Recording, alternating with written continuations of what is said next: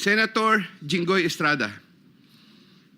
I have known Senator Jinggoy Ejercito Estrada since I met Senator Jinggoy Estrada through the social circles of Senator Bong Revilla. We usually had encounters during social gatherings of people in the movie industry. We developed a close relationship.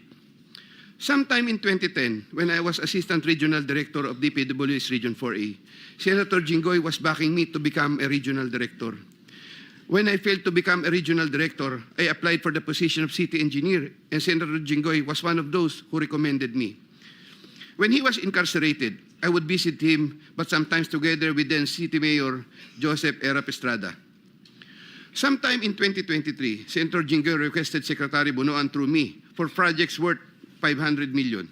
Secretary Bonoan agreed to give 450 million for the DPW's NCR building, which Yuse Cabral included in the NEP for 2024, with an 18% commitment for Senator Jinggoy. Senator Jinggoy called me sometime in the third quarter of 2024 and asked me to request the amount of 1 billion from Sec Bonoan.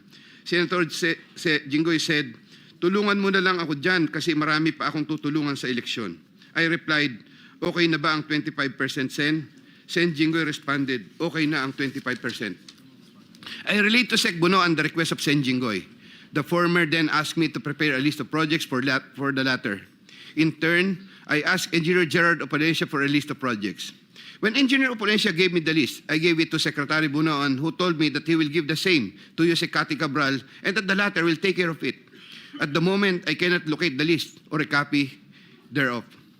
Later on, I saw that some of these projects totaling 500 million and included in the list I gave to Sec Bonoan were listed in the NEP for that year. These projects, as appearing in the NEP, are enumerated in a list here to attach as Annex I hereof. Thereafter, Senator Jinggoy called me and asked me what happened to the difference of 500 million. I relayed this to Sec Bonoan. The latter replied that he will prioritize the matter as soon as there is available funding. Subsequently, I found out that the projects totaling 200 million were included in the SGAB for 2025. These projects, as appearing in the SGAB, are listed Annex J hereof. However, Senator Jinggoy called me again for the difference of 300 million to complete the 1 billion project value that was requested. During the BICAM, projects worth 750 million were again included in the projects to eventually form part of the 2025 GAA. The said projects are enumerated in a list here to attach as Annex K. The total budget for the projects which appeared in the 2025 GAA is approximately 1.45 billion, more or less.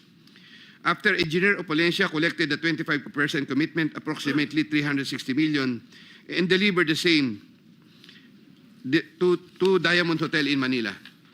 Thereafter, I tasked my driver to deliver the boxes to Sen Jinggoy at the Archaga building in San Juan City. Senator Jinggoy personally confirmed to me his receipt of the commitment and thanked me for the same. During the 2024 budget hearing for 2025 GAA, Engineer Alcantara informed me that Senator Jinggoy gave him funding amounting to 355 million for Bulacan First DEO and 500 million from other districts in Bulacan and requested that he, Engineer Alcantara, prepare lists of projects.